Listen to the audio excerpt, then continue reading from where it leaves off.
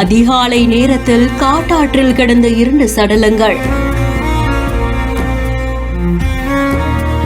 கிராமமே கதறி அழுத சோக.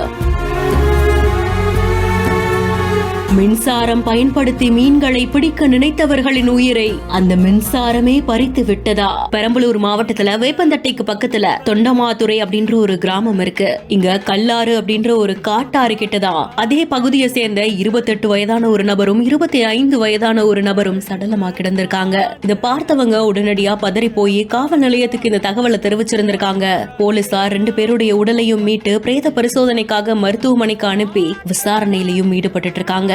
இந்த பகுதியில கோடைக்காலம் அப்படின்றதுனால ஆத்துல நீர் வத்தி சில இடங்கள்ல கொஞ்சமா தேங்கி இருக்கிற தண்ணீர்ல மீன்கள் அதிகமா இருக்கிறதாகவும் அந்த மீன்களை சிலர் மின்சாரம் தாக்கி பிடிக்கிறதாகவும் கூறப்படுது. அதனால இந்த இளைஞர்கள் எதற்காக இங்க வந்தாங்க, இவங்க மீன் பிடிக்கிறதுக்காக மின்சாரம் செலுத்தி அது தாக்கி உயிரிழந்தாங்களா, இல்ல என்ன நடந்ததுன்னு தீவிரமா விசாரணை மேற்கொள்ளப்படுது.